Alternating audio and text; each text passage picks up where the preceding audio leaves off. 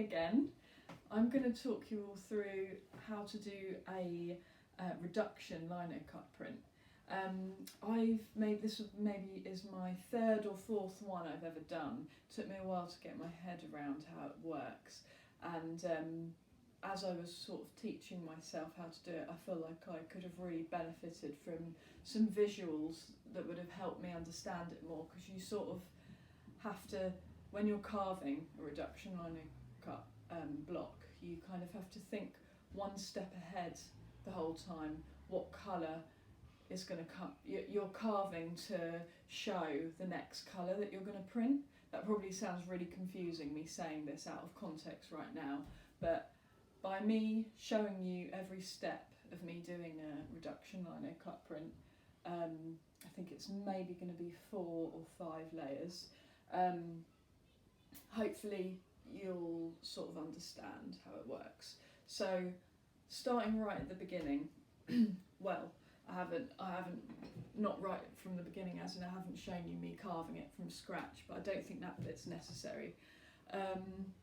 But I will talk you through what I've done so far. The image is of a jay, a corvid bird, a jay, lovely colourful corvid. And what I've done is just looking at the colours you have in a jay. Let's try and get this nice and big.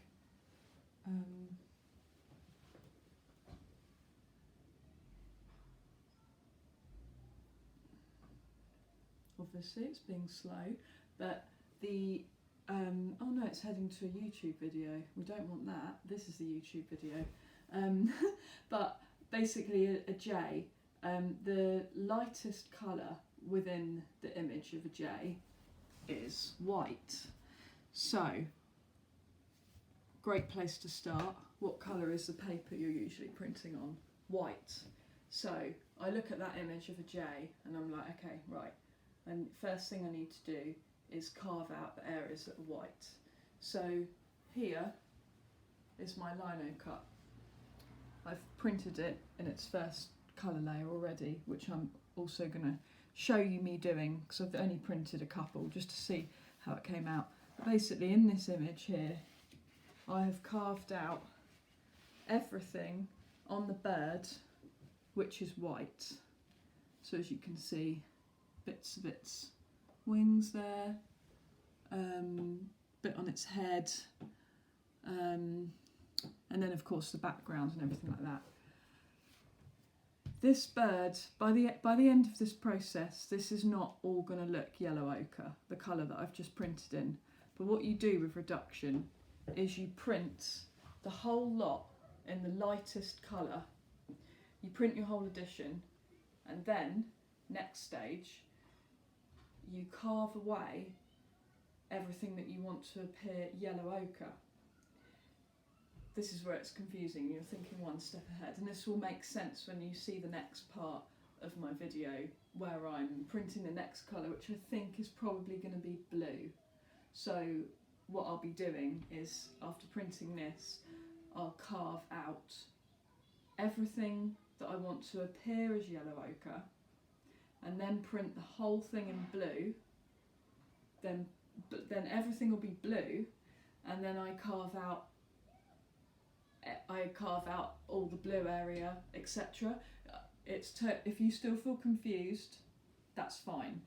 It'll make sense when you see the next part of the video, but I just thought I'd try and explain as well.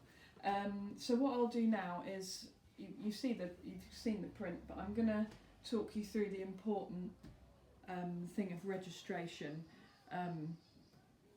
You've got to make sure in a situation like this that your paper is all exactly the same size and you're lining it up in the exact same place each time, rather than it just being by eye where you sort of place it on a vague template. If it's one layer print, you can easily do that, because, you know, if it's slightly a millimetre up or down, it just means the border of your paper is slightly different, which is not that big a deal. But with a multi-block print or a reduction print, you want to get it the same each time. So what I do, printmakers do all sorts of different things, but what I do is make my own registration board. As you can see, it's got random other words on it, like Eastbourne and Hooded Crow and things like that.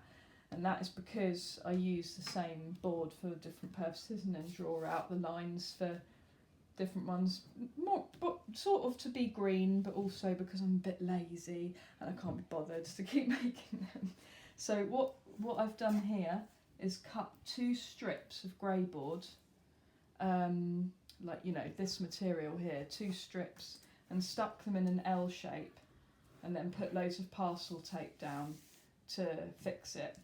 That acts as a really great wedge to keep your block in place, so it fits snugly in a corner. And then, as you can see here, I've marked out exactly where the paper goes so that it's all in the same place each time. So yeah, that's it really, and you've seen the image how it comes out, but I'll whack a print out anyway.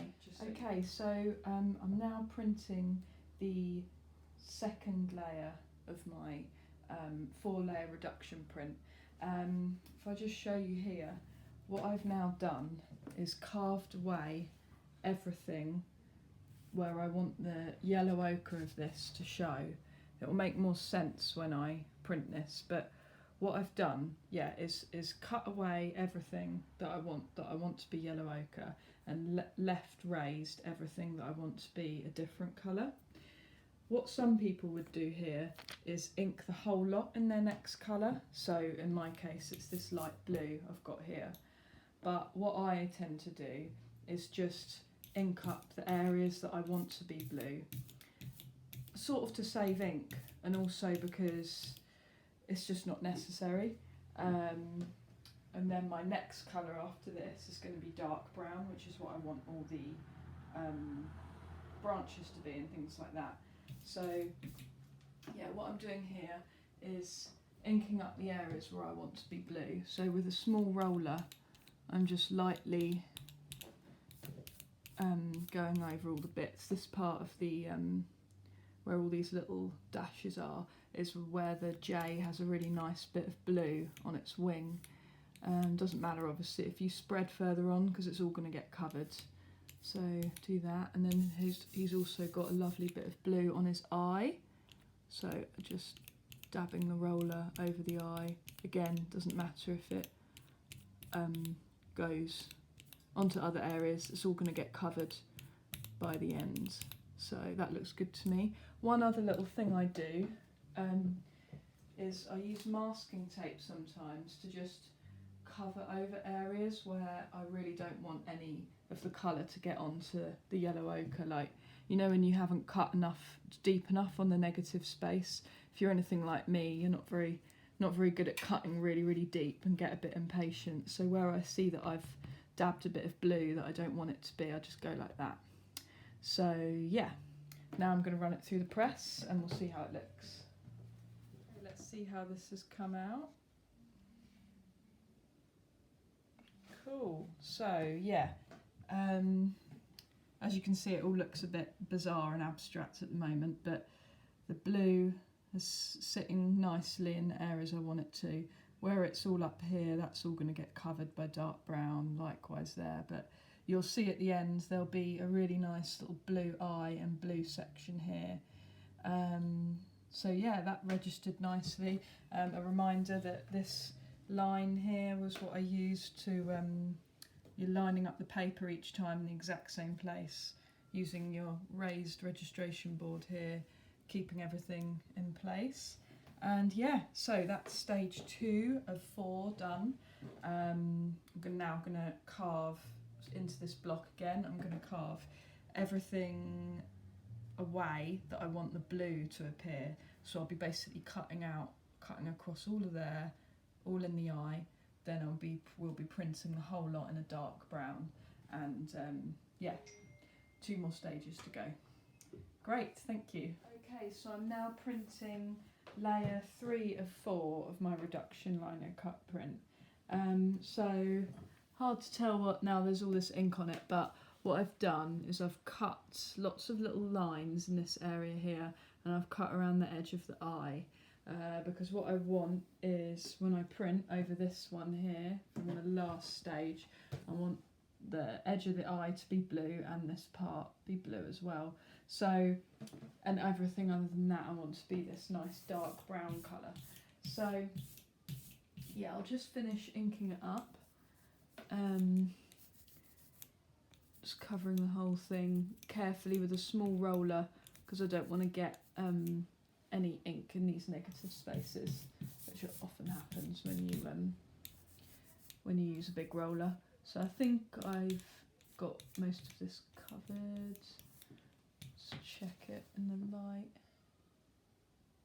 Yes, so I will run this through the press and you'll be able to see all the blue come through. Lay it in place. I'm finding putting registration board first through these roller presses helps get as good registration as possible. Something I've kind of realised today. Learn something new all the time with printmaking. I'll run this through the press and then I'll show you the results. Okay, so I've just run it through the press. Let's see how it looks.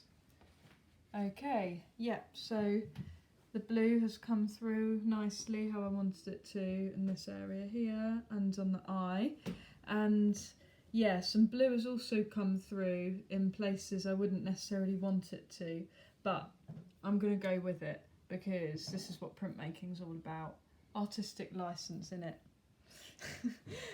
So yeah, now the brown is inked everywhere that I didn't carve and more is getting revealed from underneath.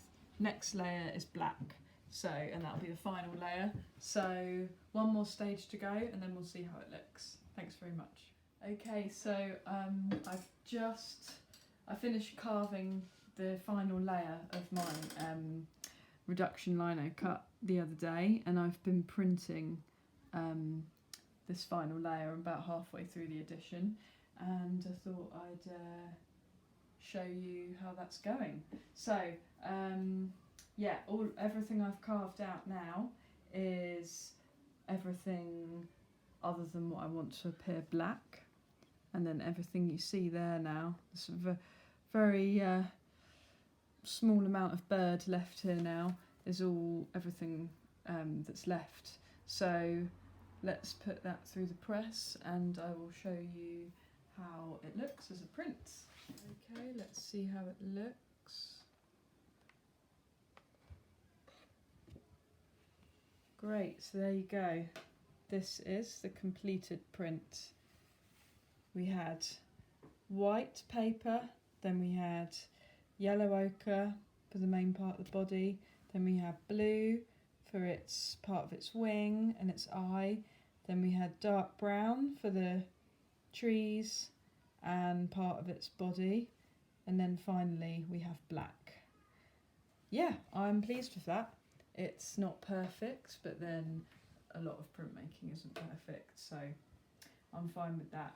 I mean, just to give you an idea of how much it ranges across the edition, this to me is a pretty good one. I might end up with something that's even better later on. And then what have we got up here? Let me find one that's not so good, that will not be making the edition.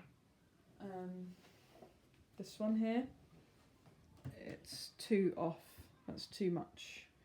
You know, the tree hasn't sat on top properly, legs aren't quite right here. And the reason this sort of thing happens is when you're lining up on your registration board, you might not get it quite right every time. It's all about precision. So I printed 26 of these to start with, and my prediction is that it's going to end up being probably more like an edition of 10 or 15. We'll see when I get to the end of it. But yeah, again, that's what makes printmaking special. I hope following me on this journey has been useful or interesting in some way. Thank you very much for watching.